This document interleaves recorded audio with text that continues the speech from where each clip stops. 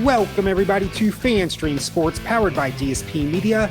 This is the Fighting Irish Daily Blitz, and I'm your host, Rob Thitoff, also known as RPT. You can find me on X at PThitoff. This is episode 121 of the Fighting Irish Daily Blitz, but first things first, head over to our website at fanstreamsports.com for all additional podcast information. If you have an Apple device or an Android device, please feel free to download the FanStream Sports app and then head over to our Facebook page. Like that page, additional content out there as well. Please feel free to share that with your friends and family. So with football season winding down, we still have the Tony the Tiger Sun Bowl in 3 weeks. There'll be signing day. I think it's either next week or the week after that. Various transfers are headed to Notre Dame. I know we had 5 receivers enter the portal last week, but we're starting to get our own signees from the portal. And we're hoping to get Riley Leonard, the quarterback from Duke. That's to be determined yet. So I will still have some potpourri of information about football and some other sports, but I really want to start to focus more on both men's and women's basketball. For this one, it's going to be women's basketball. I still need more of a sample set for the men's team because that is a total, complete rebuild right now. And at times it gets, I don't want to say frustrating, but hard to watch when they get into their shooting slumps at times. They can look really good at times, but then they go on a stretch of about 0 for 13, 0 for 14. And that's still a work in progress. I said if we can win 10 to 12 games this year, that's an accomplishment in itself. Tonight, Saturday night, they play Marquette at 9 p.m. I think that's going to not be a pretty game to watch, but you have to take your lumps with this team because I really think in 2 to 3 years, this team, if not sooner, is going to be a really good team with Coach Shrewsbury. So I just need a little bit more sample set. They currently are 4-4. So it hasn't been a total disaster. And it's not going to be a disaster because it's a rebuild. I can't stress that enough. But I'll have something on the men's team within the next week or two.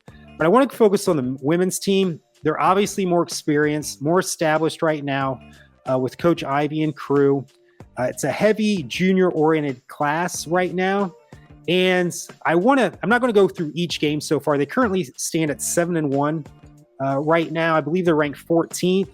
They started the season in Paris against South Carolina. South Carolina's been a power. Coach Dawn Staley the past probably 3 to 5 years. And they won it in 2022. They lost to Iowa, that great Caitlin Clark team last year in the semifinals. But they were only ranked 6th when we played them, but they look like the number 1 team, and they're currently ranked number 1.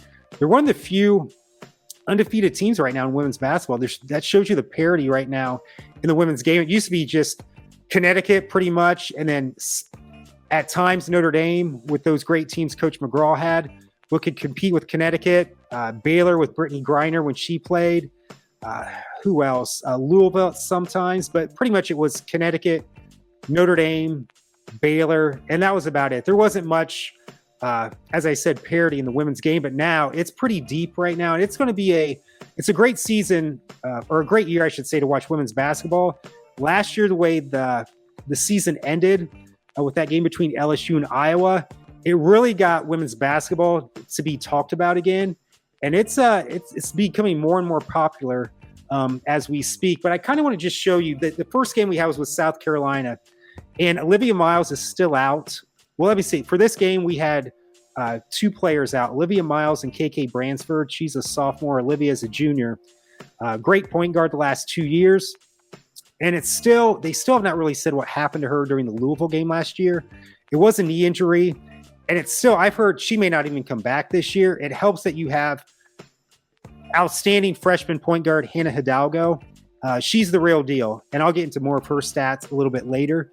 So we were kind of shorthanded, and we were hanging pretty tough through the first half. We pretty much led through the first quarter and a half, but then South Carolina, extremely talented, great height, great length, athleticism. We're an up-tempo team compared to their up-tempo team going back and forth on the court. We just not could compete with them. Even if we improve, and we are improving throughout the year right now, even if we improve greatly throughout the year, I don't know if we could ever beat them, but never say never. But that is just an extremely talented team that Notre Dame played. We lost that game 100-71, so more or less 30 points. early. That's the thing with basketball. It's such a long season. You can get blown out early in the year and still win a national championship. I'm not saying we're going to do that. But for me, during that press conference, I was kind of a little ticked off because I think they felt too much of that concept. Oh, it's the first game. We'll be back. And you may be back. But I just thought, really, it should have been more of a, I don't want to say a pressing situation, but I think they still should have been a little bit more concerned about how well South Carolina dominated them. Excuse me, because it could have been more than 30 points that game. I mean, it wasn't even that close. They could have blown them out 40 points. They were just going up and down the court, especially in that second half. So let me get more to the actual schedule before I get too long-winded here. Then they played NGIT, Notre Dame. They won 104-57. We play Northwestern, and I thought Northwestern would have a decent team being out of the Big Ten. We annihilate them, 110-52. Then in the Shamrock Classic, we win 79-68 over Illinois. Charleston, we beat, look at this score, or hear this score, I should say, 113-35. I repeat, we beat Charleston 113-35. Ball State, 90-59. And this is where, even though I've said, and I'm still going to say this right now, at best, I think our team this year, at the highest point we can get, barring any upsets that could maybe get us further into the tournament, I think the best we could still do is Elite Eight. Lowest, Sweet 16. We end up going to Tennessee. I mean, it's still not Tennessee with, remember Pat Summitt when they were winning a national championship every 2 seconds? They're slowly starting to get back, but they were ranked 20th at the time. They were up on us 16 points. And we were out. We didn't have Olivia Miles. Cass Prosper was also out of the game. And I don't know if she was out yet. I don't think yes, she was. I think Cass Prosper is out. And then Sonia Citron, who I believe will be back next week. So more or less out 3 players. And we're down by 16 points in the second half.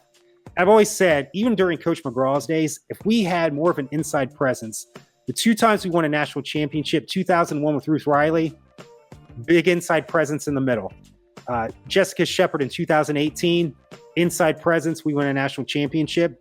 So for this year, we do have more taller girls than we used to have, like Kylie Watson, Nat Marshall, Maddie Westfeld, even though she's more of a perimeter type of player. I mean, I believe she's 6'3".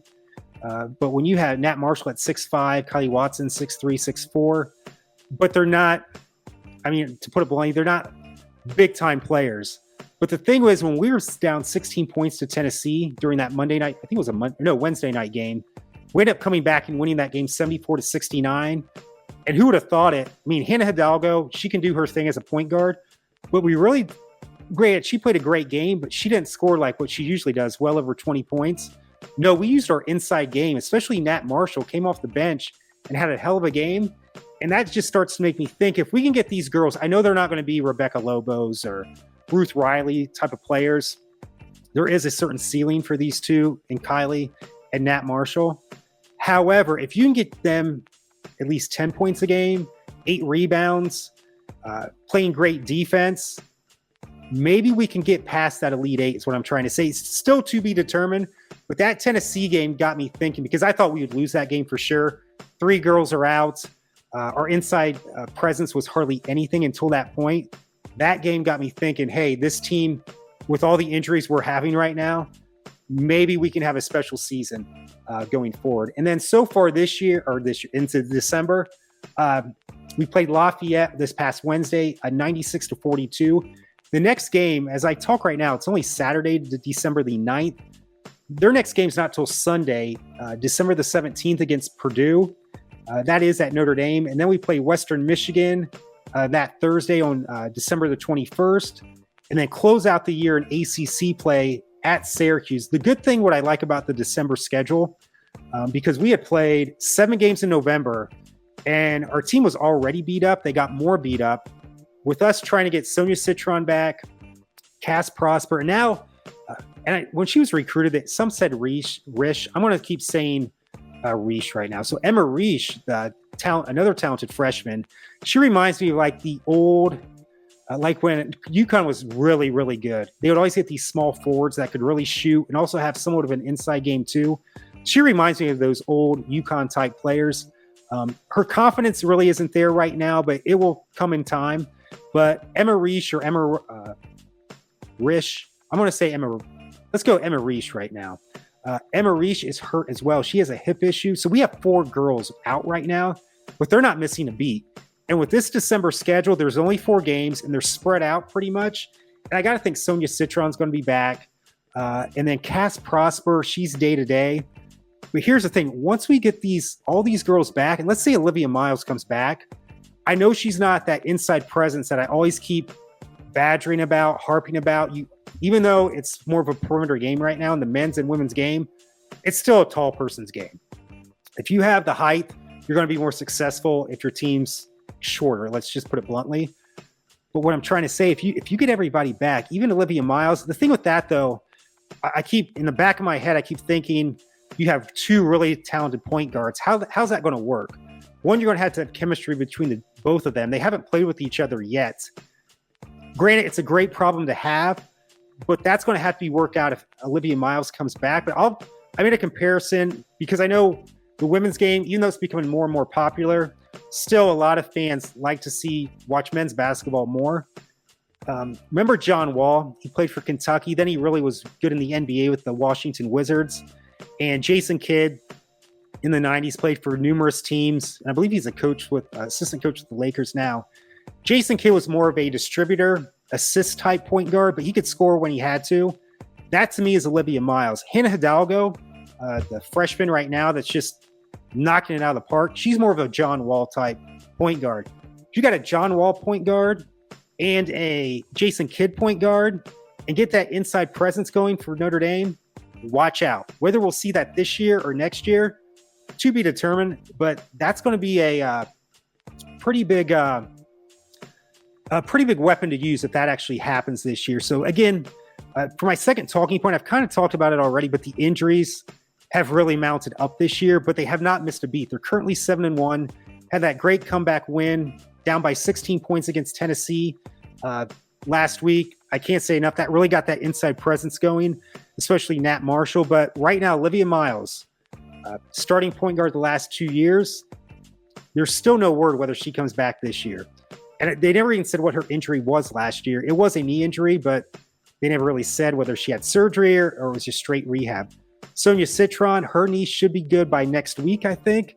Luckily, we still have her because that looked like a nasty injury 2-3 weeks ago when we played Northwestern. Cass Prosper, it's a foot injury day-to-day. And then Emma Reish or Emma Rish. Eventually, we'll figure out her last name. She has a hip issue right now. So it's these injuries that are mounting up, but Coach Ivy has done a great job so far this year. I've been I don't want to say a critic of hers, but I just always found it, and maybe she was the best choice for the job, but when Coach Muffet McGraw abruptly resigned after the 2020 season, she was just automatically named the coach that day as well. And maybe were working behind the scenes. I don't know. Maybe Coach McGraw was saying, with the transfer portal, the pandemic at the time, I'm getting older. I just want to retire right now. And maybe they said, okay, we'll get Coach Ivy, who had been the assistant coach for a few years. And then she went to coach in the NBA, I think with the Memphis Grizzlies for 1 year. Maybe it was all lined up anyway, but still, she also had a long-term assistant in Beth Morgan, who's with the program forever. She was a former player. In 1997, she was part of the first Notre Dame women's basketball team to go to the Final Four. She's now an assistant at Duke. I thought we'll at least get an interview. And then Kevin McGuff, who coached for a few years at Notre Dame with Coach McGraw, met his wife at Notre Dame, and has done a tremendous job at Ohio State here in Columbus. He's turned that program into a powerhouse. And I thought maybe Kevin McGuff would at least get a interview, but it was more or less Coach Ivy was going to be, and she's going to do a great job. Don't get me wrong. I just always thought there was been more of a search for a new coach after Coach McGraw was resigned or retired in 2020. But she's doing a great job right now. But here's the thing too. I just kind of want to show you. That's why the reason I went through that schedule is to show you this team, even though the talent level inside is not the greatest, even though it's getting better, they can score. They can score really good. They're averaging 92.1 points per game. That's 7th in the NCAA. Number 1 is Utah, which isn't that far ahead at 96.2 points per game. Caitlin Clark averages, she's the high point individual points per game in the nation for women's basketball. Everybody knows who Caitlin Clark is. She averages 29.6 points per game. Hannah Hidalgo, our true freshman point guard, is 6th at 23.6 game. So the true freshman, she's within 6 points of Caitlin Clark as being the highest points per game player in women's basketball right now. I can't stress this team can score. It's going back to, I mean, the thing is with, as I always say with football now, it used to be like, defense wins championship, and that's still somewhat the case, but those teams that have these dynamic offenses are truly the ones that win the playoffs in college football. In basketball, pretty much everybody can score now. It's those teams that can make stops at critical times are the ones that win the basketball championships now. That's what this team, they can score the lights out. And the thing is, once Coach McGraw, even in her later years, and I would say in the early Coach Ivy years, they weren't scoring like when Coach McGraw's teams at their best, probably from like 2011 to let's say 2015, they're probably averaging about 82 points a game. This team is averaging 92.1 points per game. I know it's early, and some of the competition has not been the best, and we'll know more once we get into ACC play. But right now, they're getting into that upper echelon to when Notre Dame was really firing on all cylinders, 5, 6, 7 years ago, if not longer. Those great Coach McGraw teams that may not have won national titles, but they could score the lights out of the every game pretty much. That's a good sign right there. We just got to make the stops and get that inside presence. But if we look at, as my final talking point right now, just look at and this is what has me optimistic too. Hannah Hidalgo, true freshman, leading the team at 23.6 points per game. Maddie Westfeld, 9.6 rebounds per game. Here's the thing I'll say about Maddie. Junior, great player, right down the road in Dayton, Ohio. Her sister, I think it was Catherine Westfeld, she was on the 2018 national championship team, so you got that family connection there. Her sister was more quiet. How can I say this? The way she looked, it didn't look like she had an attitude, and I can't prove this, especially early in the season, especially that South Carolina game. And I've seen this before where she gets kind of this look, and I don't know if it's just a poor attitude look, a smart ass look, a bad attitude type of look, but I think sometimes her head's not always in the game. I can't prove that, but I'm just the way she looks and compared to what her sister was, and maybe it's just a poker face too, but sometimes it just looks like a bad attitude type of thing. I haven't seen that as much as we've gotten better throughout the season though. But I'm just thinking she's a key to this team, and whether that look is truly a bad attitude or not, I'm hoping if that is the case, she is getting more toward what I think as we get into the later part of 2023. I haven't seen that since early part of the season where it seems like her attitude, that look has not gone away. Because I tell you what, if that was my kid and it truly was a bad attitude and at times it's looked kind of bad, I'd give her back to the stork. Yes, I'd give her back to the stork and say, I don't even want my money back. Because it just doesn't, and maybe I'm wrong, but that's what I kind of pick up on her. But I can't say enough. I haven't seen that lately, but she's a key to this team. Hannah Hidalgo, 5.5 assists per game. She averages more steals than assists.